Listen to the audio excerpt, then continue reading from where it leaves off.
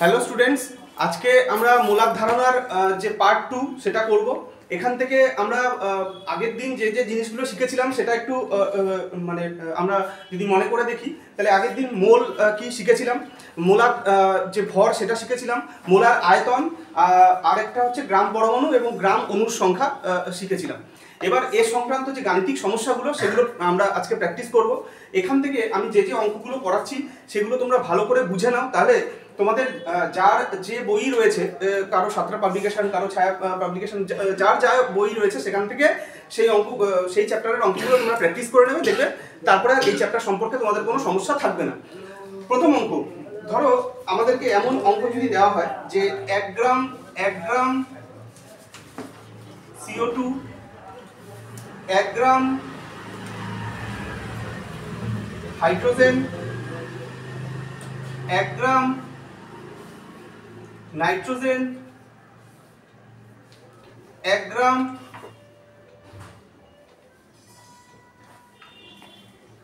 CH4 মানে methane, এর মধ্যে আমাদের কার অণুর সংখ্যা সর্বাধিক। এখানে দিল কার অণুর সংখ্যা সর্বাধিক। তাহলে আমরা যদি দেখি যে এখানে এই যে সবগুলো রয়েছে তাতে আমরা যদি দেখি যে যার মোল সংখ্যা সর্বাধিক হবে, যার মোল সংখ্যা সর্বাধিক হবে তার অণুর সংখ্যা সর্বাধিক, যার মোল সংখ্যা সর্বাধিক হবে তার অণুর সংখ্যা সর্বাধিক। তাহলে আমি দেখি কার মোল সংখ্যা সর্বাধিক। আমরা জানি মোল সংখ্যা কি করে বের করে। আমরা প্রথমেই দেখি যে এর আণবিক ভর কত, এর আণবিক ভর কত, CO2 এর আণবিক ভর কত। তোমরা জানো কার্বনের ক্ষেত্রে পারমাণবিক ভর কত, কার্বনের ক্ষেত্রে পারমাণবিক ভর কত, কার্বনের ক্ষেত্রে 12, কার্বনের ক্ষেত্রে কত 12। কার্বন কটা আছে? একটা। কার্বন পরমাণু কটা আছে এখানে? একটা, তাই 12। আচ্ছা, এখানে অক্সিজেনের পারমাণবিক ভর কত? 16। এখানে কটা আছে অক্সিজেন? দুটো, তাই 16 দুগুণে কত? 32। 16 দুগুণে 32। তাহলে টোটাল কত হচ্ছে? 44, তাই তো? এর আণবিক ভর কত তাহলে? এর আণবিক ভর আমরা পেলাম 44। তাহলে 1 গ্রাম CO2 এর, প্রথমে তোমরা এইভাবে লিখবে, 1 গ্রাম CO2 এর আণবিক ভর কত পেলাম আমরা? 44। এবার যদি এর আমরা মোলার সংখ্যা বের করি, মোলার সংখ্যা বের করার নিয়ম হচ্ছে যে টোটাল যে আণবিক ভরটা বেরিয়েছে যত গ্রাম আছে সেই গ্রাম সংখ্যা দিয়ে ভাগ করে দিতে হয়। তাহলে এখানে কত গ্রাম আছে? 1 গ্রাম আছে, তাই তো? এখানে যদি 3 গ্রাম থাকতো তাহলে 3 দিয়ে ভাগ করে দিতাম। তাহলে 1 গ্রাম যেহেতু আছে 1/44, এটা করলে পরে এর আমরা কি পেয়ে গেলাম? মোল সংখ্যা। এর আমরা কি পেয়ে গেলাম? মোল সংখ্যা। একই রকম ভাবে আমরা যদি হাইড্রোজেনের ক্ষেত্রে দেখি, তাহলে হাইড্রোজেনের ক্ষেত্রে যে H যে পরমাণু রয়েছে তার পারমাণবিক ভর কত? একটা ইয়ের ক্ষেত্রে 1, তাই তো? এরকম কটা আছে? দুটো, তাই 2 × 1, 2 × 1 = 2। একটা হাইড্রোজেন পরমাণুর পারমাণবিক ভর কত? 1। এবার এই একটা হাইড্রোজেনের অণুর মধ্যে কটা পরমাণু থাকে? দুটো পরমাণু থাকে, তাই 2 × 1, 2 × 1 = 2। এবার যদি এর আমরা মোল সংখ্যা বের করি তাহলে এর মোল সংখ্যা কত হবে? আমি বলেছিলাম গ্রাম সংখ্যা বাই আণবিক ভর। গ্রাম সংখ্যা এখানে কত গ্রাম নেওয়া হয়েছে? এখানে 1 গ্রাম। আর এখানটাতে এর আণবিক ভর কত বেরিয়েছে? 2। তাহলে এর মোলার সংখ্যা কত বেরোলো আমাদের কাছে? এর মোলার সংখ্যা হচ্ছে 1/2। এবার হচ্ছে নাইট্রোজেন। আমরা নাইট্রোজেনের ক্ষেত্রে যদি আমরা দেখি তাহলে একটা নাইট্রোজেন পরমাণুর যে পারমাণবিক ভর সেটা কত? 14। কত? 14।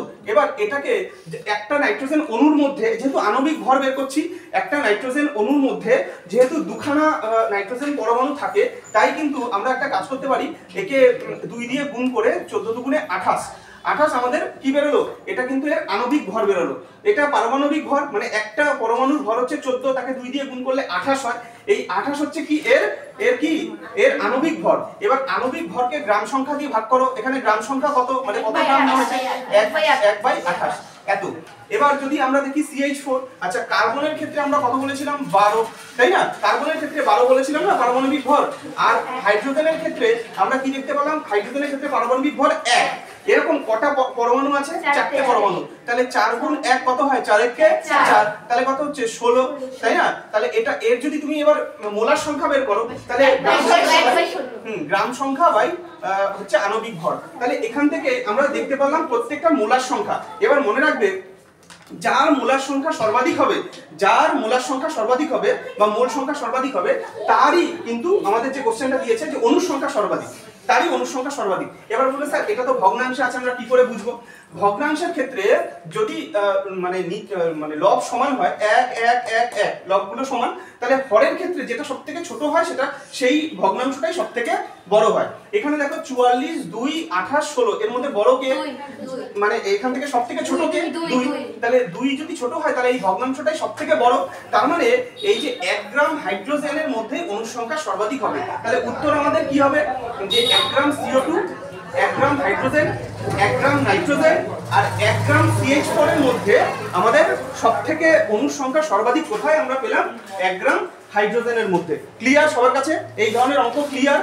এখানে এমন ধরনের অঙ্ক না দিয়ে তোমাদের এরকম দিতেও পারে যে 1 গ্রাম CO2 তে বলো তো অণুর সংখ্যা কত? তাহলে অণুর সংখ্যা তোমরা তো বের করতে পেরেই যাবে।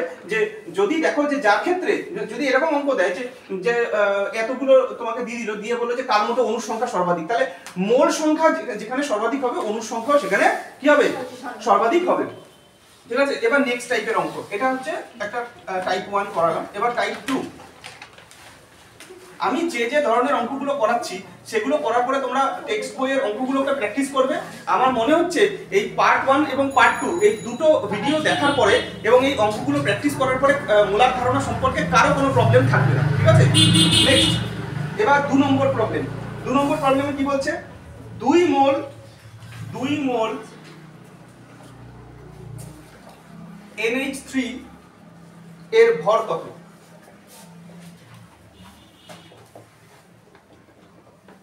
2 মোল NH3 এর ভর কত? আচ্ছা, হয়েছে প্রত্যেকে?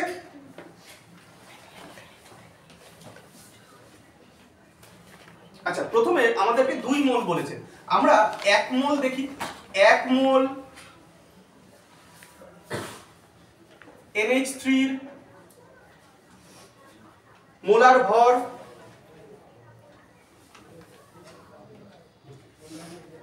মোলার ভর 1 মোলে আমি বের করি। 1 মোলে যা বের হবে তাকে 2 দিয়ে গুণ করে দিলেই তো হয়ে যাবে। 1 মোল NH3 এর মোলার ভর। আচ্ছা, এখানে দেখো NH3 তো নাইট্রোজেনের কত? নাইট্রোজেনের পারমাণবিক ভর কত বলো? নাইট্রোজেনের পারমাণবিক ভর কত? 14, তাই তো? নাইট্রোজেনের পারমাণবিক ভর কত? 14 প্লাস হাইড্রোজেনের পারমাণবিক ভর কত? 1। কটা আছে? 3টে, তাই 3 1 কে 3, তাহলে কত হলো? 17। তাহলে 1 মোল NH3 এর মোলার ভর কত? 17। তাহলে সুতরাং 2 মোল NH3 এর মোলার ভর তাকে 2 দিয়ে গুণ করে দিই। 17 গুণ 2 34। বুঝতে পেরেছি সবাই? বুঝতে পেরেছি? নেক্সট। তাহলে এরকম টাইপের অঙ্ক দিলে আমরা পারবো। ঠিক আছে, যেখানে মোলার ভর বা ভর বের করতে দিচ্ছে। ঠিক আছে, ভর আর মোলার ভর কথাটা সেম। নেক্সট, এবার 3 নম্বর অঙ্ক।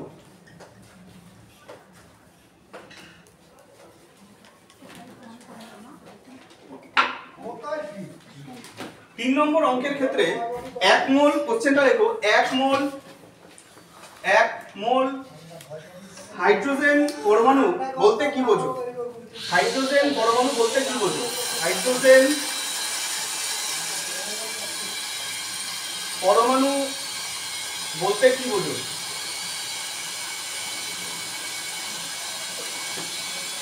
এবার এক্ষেত্রে দেখো আমরা 1 মোল হাইড্রোজেন পরমাণু বলতে কি বোঝো? আমরা যদি দেখি 1 মোল যে কোনো যদি গ্যাস নিই, যে কোনো গ্যাস নিই 1 মোল পরিমাণ, 1 মোল পরিমাণ যে কোনো গ্যাস যদি নিই, তাহলে সে হাইড্রোজেন নিই নাইট্রোজেন নিই, তার মধ্যে অণুর সংখ্যা কত হবে? 6.022 ইনটু 10 টু দি পাওয়ার 23। এত সংখ্যক কি থাকবে? এত সংখ্যক এখানে কি থাকবে? এত সংখ্যক পরমাণুর কথা বলেছে। এত সংখ্যক কি? এত সংখ্যক পরমাণু থাকবে, তাই তো? এত সংখ্যক কি পরমাণু থাকবে, এত সংখ্যক পরমাণু থাকবে। তাহলে 1 মোল বলতে আমরা কি বুঝি? 1 মোল বলতে 6.022 ইনটু 10 টু দি পাওয়ার 23 সংখ্যক পরমাণু বুঝি। ঠিক আছে, এবার একে আমরা কি বলতে পারি? এই যে সংখ্যাটা দেখতে পাচ্ছি, এই সংখ্যাটাকে আমরা কি বলতে পারি? আমরা বলতে পারি এটা মানেই হচ্ছে 1 গ্রাম পরমাণু, 1 গ্রাম পরমাণু হাইড্রোজেন। মনে পড়ছে? আমি পড়িয়েছিলাম যে 1 গ্রাম পরমাণু হাইড্রোজেন। এই সংখ্যাটাকে তো 1 গ্রাম পরমাণু বলে, 1 গ্রাম অণুও বলে। আগের দিন বোঝালাম না 1 গ্রাম পরমাণু কি, 1 গ্রাম অণু কি, তখনই তো বলা হয়েছে। তাহলে প্রথমে তোমাকে জিজ্ঞেস করেছে 1 মোল হাইড্রোজেন পরমাণু বলতে কি বোঝো, তাহলে তুমি কি বলবে? 1 মোল হাইড্রোজেন পরমাণু বলতে 6.022 × 10⁻23 সংখ্যক যেহেতু পরমাণুর কথা বলেছে, পরমাণুকে বুঝি, ঠিক আছে। আর তারপরে এটাকে আবার অন্যভাবে কি লেখা যায়? 1 গ্রাম পরমাণু হাইড্রোজেনও লেখা যায়, 1 গ্রাম পরমাণু হাইড্রোজেনও লেখা যায়, ঠিক আছে। তাহলে এই অঙ্কটা এরকম ভাবে হবে। 4 নম্বর অঙ্ক।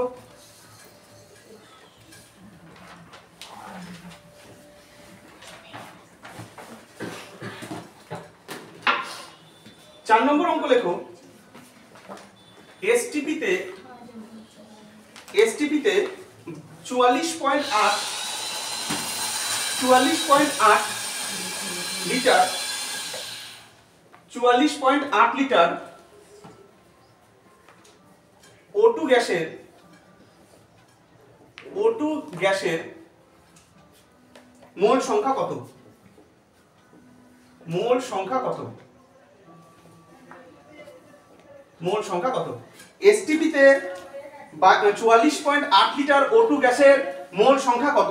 তাহলে আমাদের 4 নম্বর কোশ্চেন কি? এসটিপিতে 44.8 লিটার O2 গ্যাসের মোল সংখ্যা কত? মোল সংখ্যা বের করতে দিয়েছে। আচ্ছা, আমরা জানি এসটিপিতে যে কোনো গ্যাসের যে মোলার আয়তন, যেটা বলতে চাই আমরা মোলার আয়তন, সেটা কত? 22.4 লিটার, তাই তো? 22.4 লিটার। তাহলে আমরা বলতেই পারি যে মোলার আয়তন